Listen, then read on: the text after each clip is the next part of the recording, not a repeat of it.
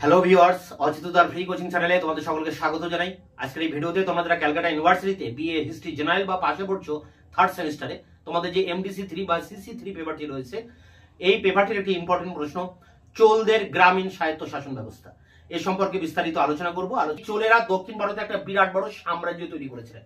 সেই বিখ্যাত চোল রাজার ছিলেন চোল রাজা রাজরাজ চোল, রাজেন্দ্র চোল, যারা বিরাট বড় একটা নৌবাহিনী তৈরি করেন।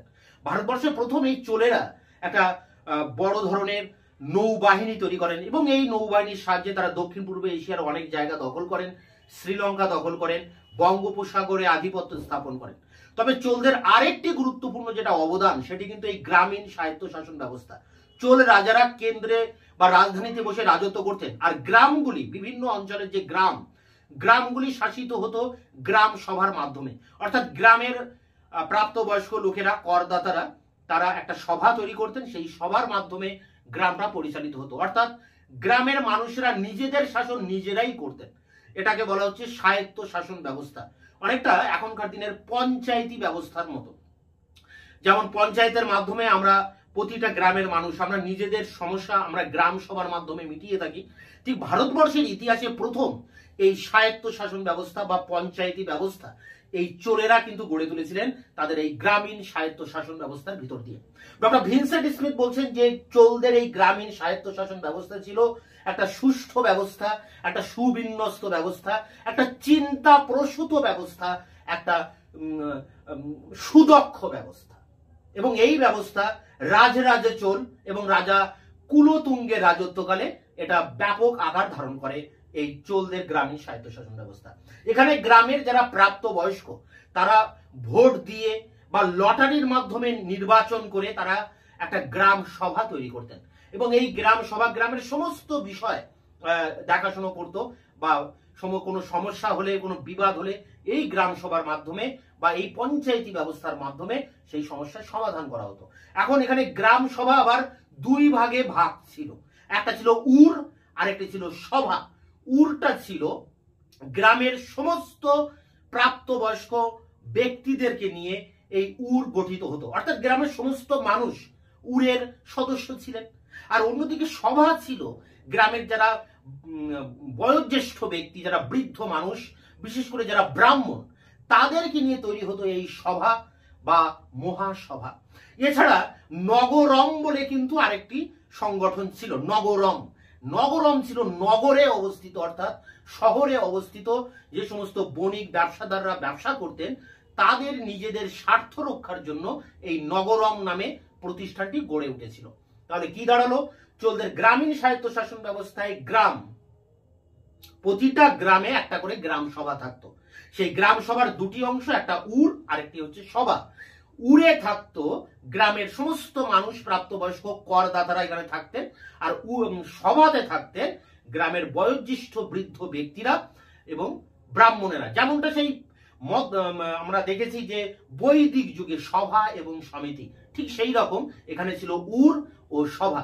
এবার আমরা দেখব যে নির্বাচন কোন পদ্ধতিতে এখানে নির্বাচন করা হতো। দেখো, এরপরে আমরা দেখছি নির্বাচন পদ্ধতি। তা প্রথমে সভা কথা বলি। সভা গঠিত হতো গ্রামের সমস্ত করদাতা ব্যক্তিদেরকে নিয়ে, এই সভা কিন্তু গঠিত হতো। সভার যে গঠন পদ্ধতি সেটা ছিল অনেক বেশি জটিল। কেমন জটিল ছিল?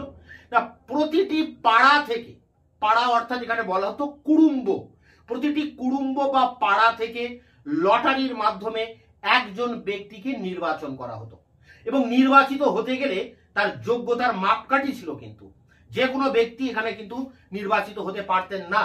নির্বাচিত হতে গেলে তার চারিত্রিক শুদ্ধতা থাকতে হবে, তাকে যথেষ্ট সম্পদের অধিকারী হতে হবে, তার যথেষ্ট বয়স হতে হবে। এই সমস্ত মাপকাঠি ঠিকঠাক করে সে নির্বাচিত হতে পারবে। তো এইভাবে প্রতিটি পাড়া বা কুটুম্ব থেকে একজন করে ব্যক্তিকে নির্বাচন করা হতো লটারির মাধ্যমে। এইভাবে প্রায় 30 জন ব্যক্তিকে নির্বাচিত করে একটা সভা গঠন করা হতো। এই 30 জন ব্যক্তির মধ্যে 12 জনকে নিয়ে তৈরি হতো সাংবাৎসরিক সমিতি। সাংবাৎসরিক সমিতির কাজ ছিল সমস্ত গ্রামের সমস্ত বিষয় তদারকি করা। এরপরে আর 12 জনকে নিয়ে তৈরি হতো পুষ্করিণী সভা। এই সভা গ্রামের পুষ্করিণী বা পুকুরগুলি তারা রক্ষণাবেক্ষণ করতেন। তাহলে 12 12 24 আর বাকি থাকে 6 জন। এই বাকি 6 জনকে নিয়ে তৈরি হতো উদ্যান সমিতি। গ্রামের মাঠ ঘাট রাস্তা উদ্যান এগুলো রক্ষণাবেক্ষণ করতেন এই উদ্যান সমিতি। এবং এই সমিতিগুলির অর্থাৎ সাংবাৎসরিক সমিতি, পুষ্করিণী সমিতি, উদ্যান সমিতি, এই সমিতিগুলির কার্যকাল ছিল 1 বছর। 1 বছর পরে আবার পুনরায় প্রতিটি কুটুম্ব বা পাড়া থেকে একজন করে লটারির মাধ্যমে নির্বাচন করে 30 জনকে তৈরি করে 12 জন 12 জন এবং 6 জন করে 3টি সমিতি তৈরি করা হতো, সাংবাৎসরিক, পুষ্করিণী, উদ্যান সমিতি। প্রতি বছর বছর কিন্তু এইভাবে তৈরি করা হতো। এবার আমরা দেখব যে এই সভাগুলোতে আলোচনাটা কিভাবে হতো। দেখো, গ্রামের কর্মপদ্ধতিটা কি, গ্রামের কাজকর্ম কিভাবে করা হবে, এগুলো নিয়ে আলোচনা হতো এখানে। এছাড়া গ্রামের সমস্ত বিষয় এখানে কিন্তু আলোচনা করা হতো। এছাড়া অনেক সময় দেখা যায় যে অনেকগুলি সভা, একের অধিক সভা একসাথে যৌথভাবেও কিন্তু অধিবেশন হতো। তবে এই চোলদের গ্রামীণ স্বায়ত্ত শাসন ব্যবস্থায় 2 জন কর্মচারী ছিলেন খুবই উল্লেখযোগ্য। একজন ছিলেন মধ্যস্থ, আরেকজন ছিলেন করণত্তার। এই মধ্যস্থ এবং করণত্তা এরা ছিলেন রাজার প্রতিনিধি, অর্থাৎ রাজার 2 জন প্রতিনিধি হিসেবে এই 2 ব্যক্তি তারা এই সভাগুলিতে উপস্থিত থাকতেন এবং সবার কাজকর্ম তারা পর্যবেক্ষণ করতেন। বর্তমানে পঞ্চায়েতি ব্যবস্থায় আমরা যেমন সরকারের একজন প্রতিনিধি দেখি পঞ্চায়েতে থাকে যার নাম সেক্রেটারি, ঠিক সেই রকম চোল রাজার 2 জন প্রতিনিধি, একজন মধ্যস্থ, তিনি রাজার পর্যবেক্ষক হিসেবে সভায় উপস্থিত থাকতেন। তিনি কোনো কথা বলতেন না, সবকিছু তিনি লক্ষ্য করতেন, পর্যবেক্ষণ করতেন, সেই অনুযায়ী রাজার কাছে তিনি খবর দিতেন। আরেকজন ছিলেন করণত্তা। করণোত্তরের কাজ ছিল গ্রামে কত পরিমাণ রাজস্ব আদায় হচ্ছে, গ্রামের যে জমি সেই জমির সীমানা কত দূর, এই সমস্ত বিষয় অর্থাৎ হিসাব পরীক্ষা করার কাজ করতেন সরকারি তরফে, রাজার তরফ থেকে এই করণোত্তর। তাই চোলদের গ্রামীণ স্বায়ত্ত শাসন ব্যবস্থায় এই মধ্যস্থ অর্থাৎ মধ্যস্থতাকারী রাজা এবং গ্রাম বা রাজা এবং প্রজা এদের মধ্যে মধ্যস্থতা করতেন এই মধ্যস্থ নামক কর্মচারী, এবং করণোত্তর ছিলেন হিসাব পরীক্ষক। তাই ডক্টর ভিনসেন্ট স্মিথ বলেছেন যে চোলদের এই গ্রামীণ স্বায়ত্ত শাসন ব্যবস্থা ছিল যথেষ্ট পরিমাণে চিন্তা প্রসূত, অর্থাৎ ভাবনা চিন্তা করে মাথা ঘাটিয়ে এই গ্রামীণ স্বায়ত্ত শাসন ব্যবস্থাকে চালু করা হয়েছিল, এবং এই শাসন ব্যবস্থা ছিল একটা সুদক্ষ শাসন ব্যবস্থা। তবে ডক্টর A.L. বাসাম তার the wonder that was India, অর্থাৎ বাংলা করলে দাঁড়ায় অতীতের উজ্জ্বল ভারত, এই গ্রন্থে তিনি বলেছেন যে চোলদের এই গ্রামীণ স্বায়ত্ত শাসন ব্যবস্থায় এই যে উর, সভা, নগরম এগুলিতে ধনী ব্যক্তিদের প্রাধান্য ছিল। কারণ এখানে সদস্য হতে গেলে তাকে যথেষ্ট জমির মালিক হতে হবে, তাকে অনেক বিষয়ে জ্ঞান থাকতে হবে, তাকে যথেষ্ট বয়স হতে হবে। এইগুলো কিন্তু ধনী ব্যক্তি ছাড়া সাধারণ মানুষের পক্ষে সম্ভব ছিল না। তাই চোল গ্রামীণ স্বায়ত্ত শাসন ব্যবস্থায় ধনী ব্যক্তিদের প্রাধান্য ছিল বলে ডক্টর A.L. বাসাম মন্তব্য করেছেন। তো যাই হোক, এই ছিল অল ওভার চোলদের স্বায়ত্ত শাসন ব্যবস্থা, যেখানে মূল বিষয় যদি সার সংক্ষেপে বলা হয় যে চোলদের প্রতিটা পাড়া থেকে, কুটুম্ব বা পাড়া থেকে একজন করে ব্যক্তি নিয়ে 30 জনকে নিয়ে একটা সভা তৈরি হতো। সেই সভার 30 জনকে নিয়ে তার মধ্যে 12 জনকে নিয়ে হতো সাংবাৎসরিক, 12 জনকে নিয়ে পুষ্করিণী এবং 12 জনকে নিয়ে হতো উদ্যান সমিতি। 1 বছরের জন্য এই সমিতি তৈরি করা হতো। এছাড়া গ্রামের প্রতিটা সভা 2টি অংশে ভাগ ছিল। একটা উর, যেটা গ্রামের প্রাপ্তবয়স্ক সমস্ত করদাতারা সেখানে থাকতেন, আর একটি ছিল সভা যেটা বয়োবৃদ্ধ বা ব্রাহ্মণদেরকে নিয়ে তৈরি হয়েছিল। এছাড়া ছিল নগরম, যেটা নগরের ধনী বণিকদের নিজেদের স্বার্থ রক্ষার জন্য তারা এটা তৈরি করে। এই সভাগুলিতে গ্রামের সমস্ত বিষয় নিয়ে আলোচনা হতো, কর্মপদ্ধতি নিয়ে আলোচনা হতো। এছাড়া অনেকগুলি সভা একসাথে যৌথ অধিবেশন করতেন। আর ছিল করণোত্তর ও মধ্যস্থ বলে 2 কর্মচারী।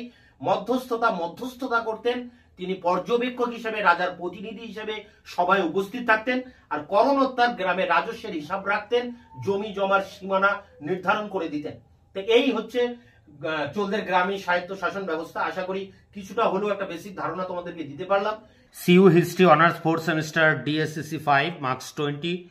চোলদের স্থানীয় স্বায়ত্তশাসন ব্যবস্থার প্রধান বৈশিষ্ট্যগুলি বিশ্লেষণ করো।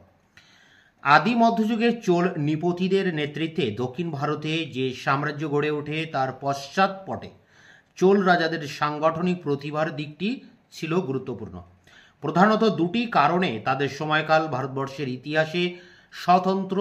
একটি হলো তাদের নৌ অভিযান এবং অপরটি হলো তাদের স্বায়ত্তশাসন ব্যবস্থার স্বরূপ। এই শাসন ব্যবস্থায় গ্রামীণ শাসনতান্ত্রিক কাঠামো এক গুরুত্বপূর্ণ স্থানের অধিকারী। কেন্দ্রীয় আমলাতান্ত্রিক ও প্রতাপশালী চোল রাজাদের শাসনকালে গ্রামগুলিতে স্বশাসিত ও স্বনির্ভর শাসন ব্যবস্থার অস্তিত্ব প্রশংসনীয়। বাটন স্টাইনের মতে চোল শাসনের কাঠামোয় একদিকে কেন্দ্রীভূত প্রশাসন ও অন্যদিকে জনপ্রতিনিধিত্বমূলক স্থানীয় শাসন ব্যবস্থার সমাহার লক্ষ্য করা যায়। চোলদের শাসন ব্যবস্থার জন্য আমাদের প্রধানত লেখের উপর নির্ভর করতে হয়, বিশেষ করে 919 এবং 921 খ্রিস্টাব্দে নির্মিত রাজা প্রথম পরান্তক এর রাজত্বকালের দুটি লেখ, যেগুলি চিঙ্গেলপুট জেলার উত্তর মেরু গ্রামে পাওয়া গেছে। এছাড়া চীনা পরিব্রাজক চৌ গুয়ার বিবরণী ও চোল রাজাদের প্রশস্তি এবং সঙ্গম সাহিত্য থেকে কিছু আভাস পাওয়া যায়। এই ছিল ইন্ট্রোডাকশনস, ভূমিকা। এরপরে আমরা মূল বিষয়তে আসব। চোলদের রাষ্ট্রবিন্যাসের ভিত্তি ছিল গ্রাম। চোল শাসন ব্যবস্থায় গ্রামগুলির শাসনতান্ত্রিক স্বাধীনতা ছিল অভূতপূর্ব। চোল সরকারি কর্মচারীগণ গ্রামীণ ব্যাপারে দর্শক এবং উপদেষ্টা হিসেবে অংশগ্রহণ করতেন। এর ফলে উপরের স্তরে রাজনৈতিক পরিবর্তন সত্ত্বেও তামিল সমাজ জীবনে ধারাবাহিকতা অব্যাহত ছিল। রমিলা থাপার এর মতে উপমহাদেশে অন্যান্য অঞ্চলের তুলনায় তামিলনাড়ে যে অনেক বেশি সাংস্কৃতিক অবিচ্ছিন্নতা লক্ষ্য করা যায়, তার মূলেও রয়েছে চোলদের গ্রাম শাসন পদ্ধতি। কতগুলি গ্রামের সমষ্টিকে বলা হতো কুররম বা নাড়ু। বড় গ্রাম যা একাই হয়তো একটি কুররমে বিবেচিত হতো, তাকে বলা হতো তানিউর। কয়েকটি কুররম নিয়ে গঠিত হতো একটি বলনাড়ু। বলনাড়ুর উপরে ছিল মণ্ডলম বা প্রদেশ। এগুলি ছিল রাষ্ট্রবিন্যাসের বৃহত্তম বিভাগ। রাজা চোলের আমলে সিংহল সহ মণ্ডলমের সংখ্যা ছিল 8 বা 9। পরবর্তীকালে তা আর বৃদ্ধি পায়নি। প্যারা করে চোল আমলে গ্রামীণ শাসন ব্যবস্থায় প্রাথমিক লক্ষ্য ছিল গ্রামবাসীকে স্বনির্ভর করে তোলা। এজন্য একটি গ্রাম পরিষদ গঠন করে তাদের হাতে গ্রামের সম্পূর্ণ দায়িত্ব অর্পণ করা হতো। গ্রামগুলি বিভিন্ন পাড়ায় বিভক্ত হতো। প্রতিটি পাড়ার মানুষ বিশেষ উদ্দেশ্যে সূত্রধর, ধোপা, স্বর্ণকার ইত্যাদি গোষ্ঠী গঠন করত। গ্রাম পরিষদ ছিল 3 প্রকারের: উর, সভা ও নগরম। যেসব গ্রামীণ জনগণ কর প্রদান করত তাদের সমিতির নাম ছিল উর। গ্রামের সকল প্রাপ্তবয়স্ক করদাতা উরের সদস্য হতে পারতেন। কখনো বা একটি গ্রামে 2টি উর থাকত।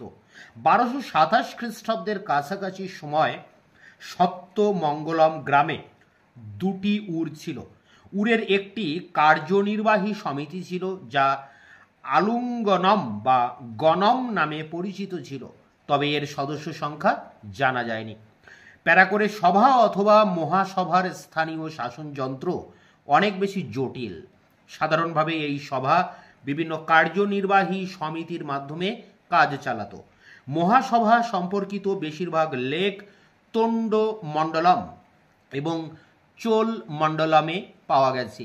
এই লেখগুলির মধ্যে 919 এবং 921 খ্রিস্টাব্দে প্রথম পরান্তকের 2টি লেখ বিশেষ উল্লেখযোগ্য। 921 খ্রিস্টাব্দের লেখানুসারে উত্তর মেরু গ্রামের 30টি কুড়ুম্ব বা পাড়া থেকে কার্যনির্বাহী সমিতিগুলির জন্য যোগ্য ব্যক্তিদের মনোনীত করা হতো লটারির মাধ্যমে। 1.5 একর পরিমাণ কর দেয় জমি, স্বনির্ভর বাসগৃহ এবং 35 থেকে 70 বছর বাস ছিল যোগ্যতার বয়স হবে। এটি বয়স ছিল যোগ্যতার মাপকাঠি। নির্ধারিত 30 জনের মধ্য থেকে 12 জনকে নিয়ে বাৎসরিক সমিতি গঠন করা হয়। অবশিষ্ট 12 জনকে নিয়ে উদ্যান সমিতি এবং 6 জনকে নিয়ে পুষ্করিণী সমিতি গঠন করা হয়। এছাড়া পূর্বোক্ত পদ্ধতিতে স্বর্ণ সমিতি, পঞ্চমুখী সমিতি গঠন করা হয়। এদের কার্যভার ছিল 360 দিন। ন্যায় রক্ষা সমিতি মধ্যস্থ নামক সরকারি প্রতিনিধির মাধ্যমে মহাসভার অধিবেশন ডাকতেন। এছাড়া সমকালীন লেখমালায় কিছু সমিতির উল্লেখ আছে যাদের বাড়ি আম বা বাড়ি অম বলা হতো। যেমন গ্রাম প্রশাসনের ভারপ্রাপ্ত সমিতি ছিল সাংবাৎসর ভারী অম। প্যারা করে উর ও সভার মতো আরেকটি স্থানীয় প্রতিষ্ঠান ছিল নগরম। সাধারণভাবে এটি ছিল ব্যবসায়ীদের সমবায় সংঘ, যার অস্তিত্ব বহু শহরে ছিল। বাণিজ্যিক স্বার্থ রক্ষাই এর প্রধান কাজ। অনেকে নগরমকে ব্যবসায়ীদের সংঘ বা গিল্ড বলে বর্ণনা করেছেন। রাজকীয় পৃষ্ঠপোষকতায় এই সংগঠন বাণিজ্য কর্ম তত্ত্বাবধান করত। আঞ্চলিক শাসনতান্ত্রিক বিভাগ হিসেবে যে নাড়ুর উল্লেখ আছে তারও নিজস্ব সভা ছিল নাট্টার বা নাট্টার। নাড়ুর গুরুত্ব প্রসঙ্গে বার্টন স্টেইন তার present state and society page 109 গ্রন্থে বলেছেন, if there was a basic unit of government it was the Nadu, not the self-governing village. K A Nilakanta শাস্ত্রীর মতে নাড়ু স্তরটি চোল রাষ্ট্রের কেন্দ্রীয় আমলাতান্ত্রিক পরিকাঠামোয় আক্রান্ত একটি শাসনতান্ত্রিক পর্যায়। ওয়াই সুব্বা রায়ালুর মতে নাড়ুগুলি চোল আমলেই বর্তমান ছিল, যা এক ধরনের কৃষি ও সামাজিক সংগঠন। প্যারা করে দেখো, নাড়ুর সভা নাট্টারে একক ব্যক্তি অথবা বহু ব্যক্তির প্রাধান্য স্থাপন হতে পারে। কেশভন ভেলুথাট এর মতে কাবেরী উপত্যকায় ও তেন্ডাই মণ্ডলমে নাট্টার সভাটিতে কোনো একক ব্যক্তির প্রাধান্য বিস্তার হয়নি।